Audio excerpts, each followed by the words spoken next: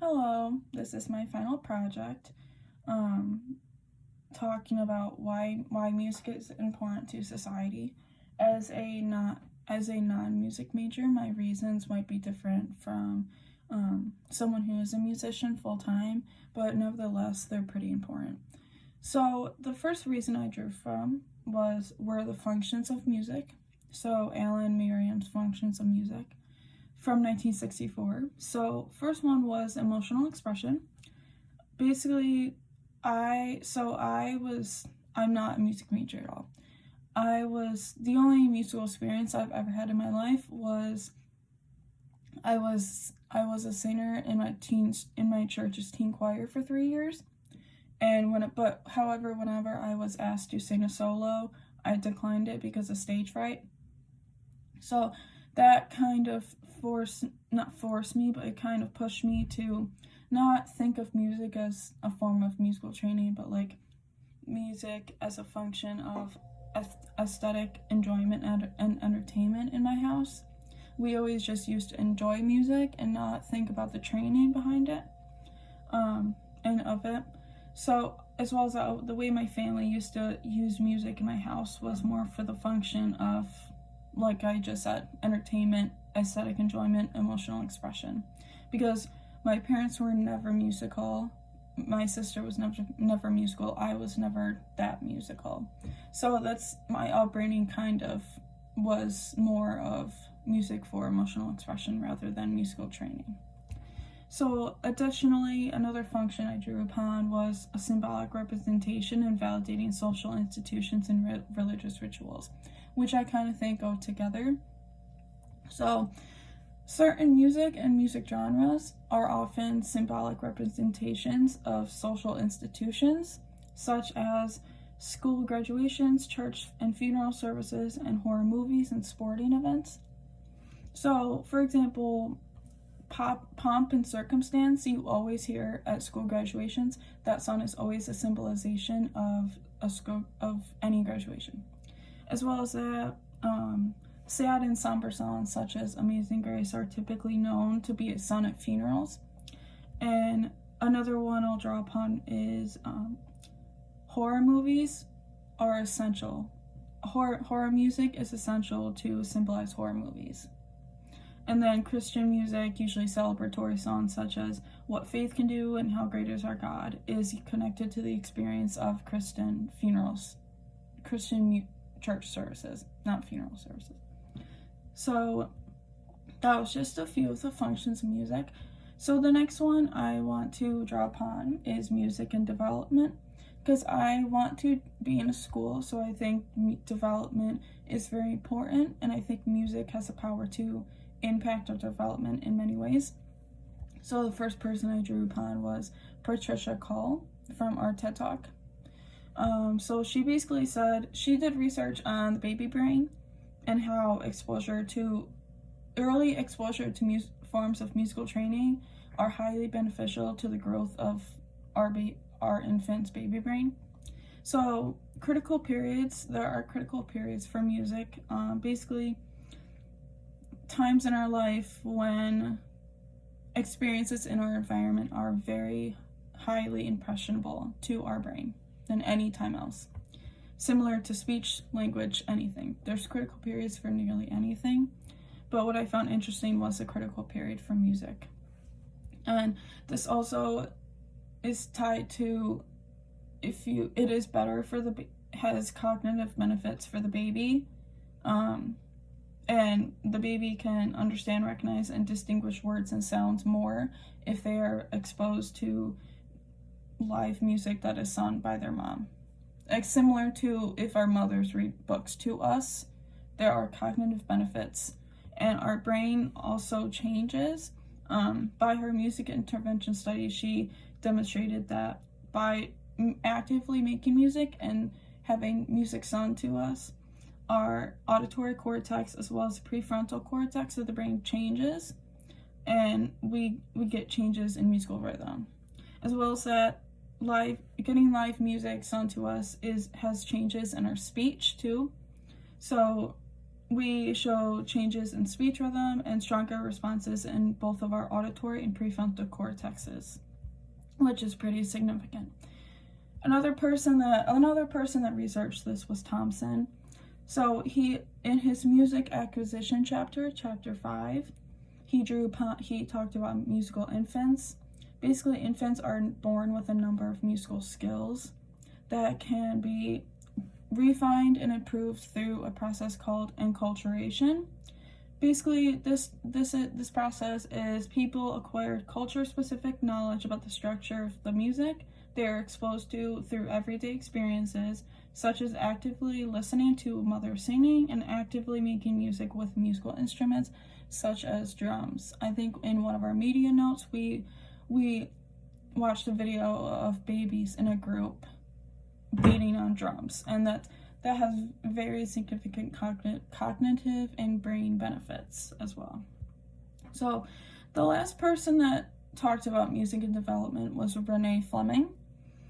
So she talked about how music is a superpower for children and the musical perception of children. So infants from early on can distinguish sounds, they can tell melodies apart, and music can enhance language and cognitive benefits. And it can enhance language and cognitive development in children, which is very beneficial, especially if your infant has a speech processing disorder. The music can very much help their development in their disability. So parents singing to their children promotes attachment and bonding between infants and their parents. So singing to your children is the ultimate best way to promote better development in your infant. And there are specifically 2 styles to sing to your parent, and these styles have benefits on their own. The lullaby style is soft music used to soothe their infant. And then the play song style, this is used to attract infants' attention and interesting environmental things. This style, these interactions help infants to regulate their state when they're unhappy. So this style is all about emotional intelligence, which is pretty important, and especially in our early development.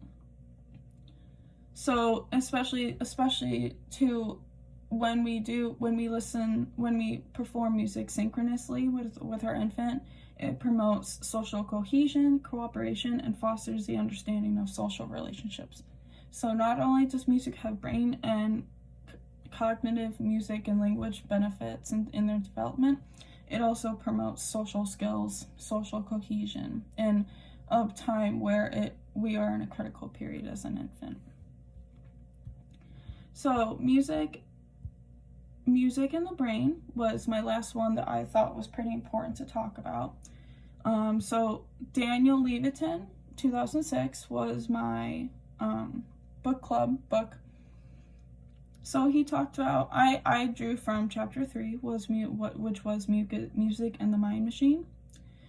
Music has such good benefits on the brain. And music can change and improve the chemistry of our brain and involves every region and subregion of our brain, which is pretty cool if you think about it. So listening to music involves the subcortical structures of the cochlear nuclei, the brainstem, the cerebellum, and then it moves up the auditory cortex to get that signal out in the environment. Trying to follow along with familiar music involves the hippocampus and the inferior frontal cortex. Tapping along with music involves the cerebellum, both physically and mentally. Performing music involves the frontal lobe of the frontal cortex, the sensory and motor cortices, and the parietal lobe. Reading music involves the visual cortex within the occipital lobe. Listening to or recalling music involves language centers, including Broca's and Wernicke's area, which are language areas. And the emotional responses you get when listening to music or performing music involves deep regions in the cerebellar vermis as well as the amygdala. The amygdala is the memory area. And no, it's the emotion area, sorry. Yeah. So, as you can see, as this demonstrates, music is wrapped up in the brain in every region, and music is so important to the development and the growth of our brain as we grow up into adults, both physically and mentally. Our brain grows. There are benefits on our development as infants, both cognitively, socially. Our language develops better if we actively play music, if we hear it from our mothers out loud, as well as that actively playing. There are benefits for actively playing music, as Renee Fleming says with Laurel Trainer in 2020. When babies are engaged in musical activities, it trains their focused attention and motor systems. Active music also engages their memory system, emotional intelligence, and social skills. So kind of what I talked about, but just more evidence to ground in the fact that active music making, and hearing their mother sing to them is critical to their growth of their development. And lastly, infants and even young adults, or any stage of life, if you were in active music making classes, as opposed to someone who is just listening to music off the radio, you are automatically so much ahead of in language, cognitive development, social development, and musical development. So any form of development in your life, if you are actively making music and listening to music from your mother or your parents, it is so beneficial. So, as well as some functions of music. Every function of music is so important. I right away thought of how music can symbolize so many environmental and social experiences, such as, horror movies, comedy movies, and any movie, any social experience. So that's just a sum of the reasons I think music is very important. Music has the power to change society for the better. It's the one thing that's constant. It unites us. Whereas everything else divides us, music unites us as a people. So I think there are many more reasons why music is important, but I just drew upon these three things because I think these three things provide the most evidence, and I feel the most strongly about the functions of music and development, and music and the brain.